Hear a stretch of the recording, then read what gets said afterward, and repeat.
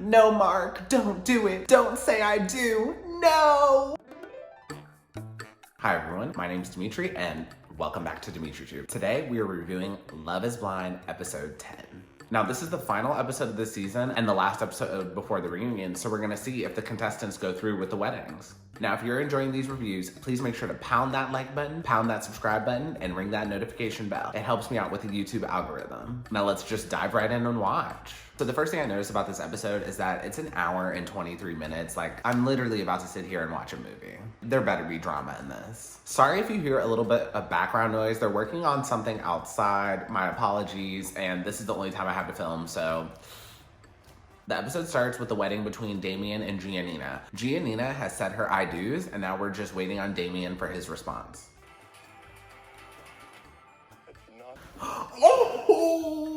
Wow, I am shocked. Damien just said he will not marry Giannina, and I'm shocked because I would have expected Giannina to say no before he did. After he said no, it was so awkward. Literally everyone in the audience was just sitting there like, what's next? Giannina was shocked. Netflix didn't have any music playing. It was just so much awkwardness. And not only did Damien break her heart and tell her no, he then begins to explain why he told her no. Like, damn, can she catch her breath first and have a minute before you start telling her how she's not qualified to be a wife? Giannina went off running and Giannina's mom went and consoled her, and now we're seeing Damien's family console him. Damien then explains why he said no. He explains that Giannina was all in today, but her actions say something else. Leading up to this point, she was never all in. Now, I feel so bad for Giannina. Like, that is so embarrassing, having this gorgeous wedding, make it all the way to the altar, and then have your fiance say no. Like, that's horrible. But Damien's decision-making process makes sense, and I will say, I've met a lot of people like that. Like, they constantly say one thing, but their actions do another, and it's very hard to move forward with someone who does that. So I can't be mad at his decision. I wish he would have told Giannina this sooner. Also, Netflix probably encouraged him to wait till he got to the altar to say no. You couldn't have told me?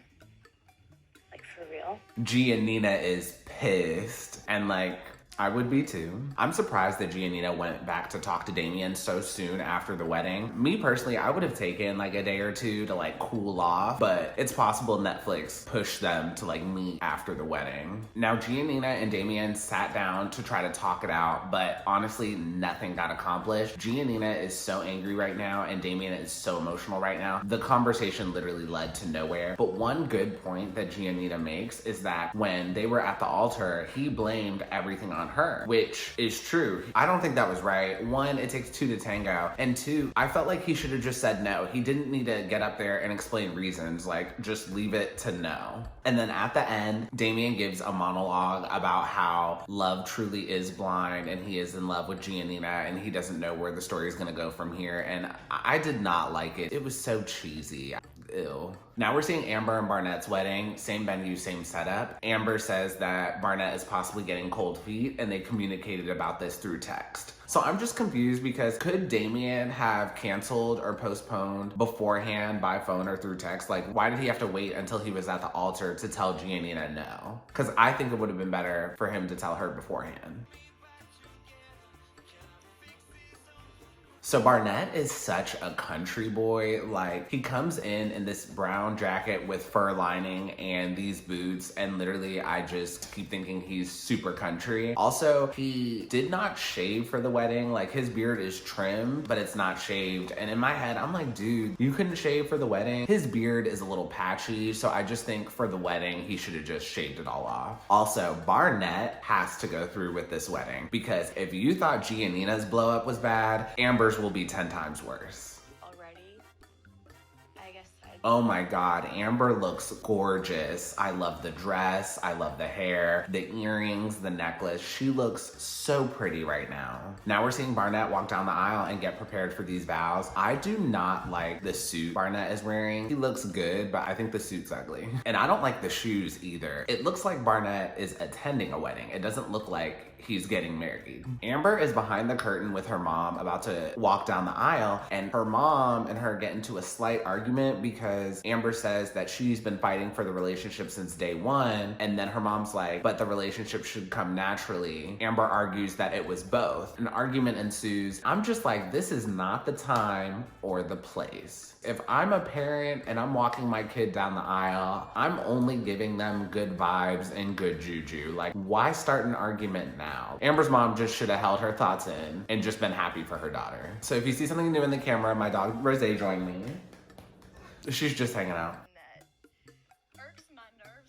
Amber and Barnett said some words about one another before the I do's, and they were just so sweet, especially Amber's. Amber's were just so genuine, and you could tell she really cares for Barnett and wants to be with him. So Amber and Barnett both said yes. For this one, I was definitely on the edge of my seat. Like, I really wanted them both to say yes and get married, but the way Netflix builds this, like, I was on edge. Now we're seeing Kelly and Kenny's wedding. Out of all the couples, I'm the most certain about them getting married. Also, whether or not they get married, I really don't care. Throughout the season, they've been pretty boring.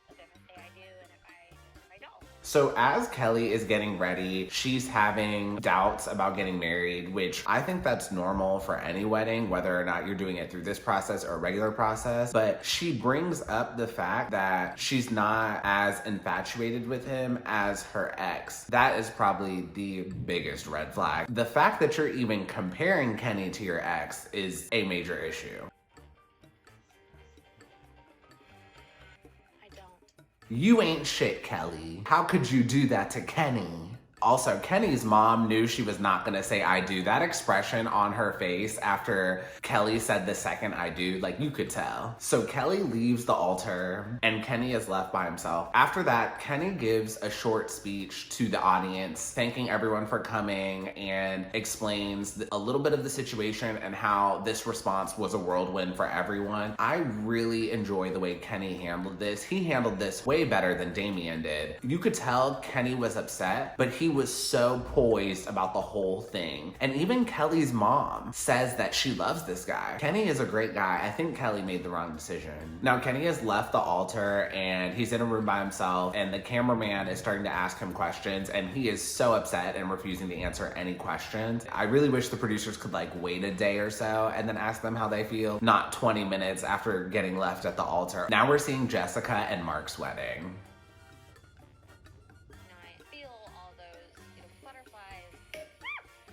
Okay, Jessica is dressed and ready to go for this wedding, and she's popping champagne. And you guys know what happens when Jessica gets alcohol. It's just not a good situation. I really love Jessica's hair and makeup, but I do not like her dress. It looks a little cheap. So when Jessica went to the bar with her friends, like, this is just more proof that those were not really her friends because they're not even at the wedding. Second thing, is Jessica's family not even at this wedding? She walked down the aisle by herself, and then on her side for the wedding, it doesn't seem to be any of her family. Like, she does not have family members consoling her like the other cast members did. Mark Anthony Cuevas, do you take Jessica Nicole Batten to be your lawful wedded wife? No, Mark, don't do it. Don't say I do. No. Also, this is the fourth wedding. For every wedding, they always ask the bride first whether she says I do. And this one, they're asking Mark first. So I'm like a little confused why they did that. The clownery. Jessica has had Mark looking like a clown the whole season. And now she just left him at the altar, leaving him looking like even more of a clown. To be honest, Mark dodged a bullet. I'm glad they didn't get married. Now we're on Lauren and Cameron's wedding. Lauren is walking up to the wedding venue, and girl, I see these bundles. Obviously one of the biggest days of my life, and the decision.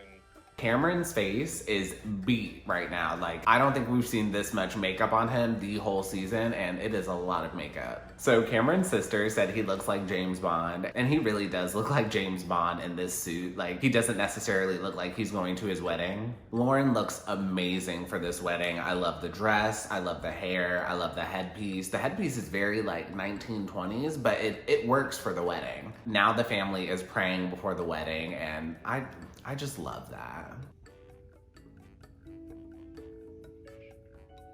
So Cameron and Lauren's wedding was pretty boring, but they both ended up saying I do, and I'm so happy about it. I'm glad they got married. They're so cute together, and I really do think they love one another. Now we're seeing all the cast members give their final thoughts. Kelly's in particular was pretty terrible. She said that soulmates can come and go through your lives, and then you just need to do what's best for yourself. I get where she's coming from, but I just don't think this particular scenario was the best time to say that. And that's the end of the episode. Wow, we made it through the whole season. If you enjoyed this review, please go ahead and pound that like button, pound that subscribe button, and ring that notification bell. And I will see you guys next time on the Love is Blind reunion review. Have a good one.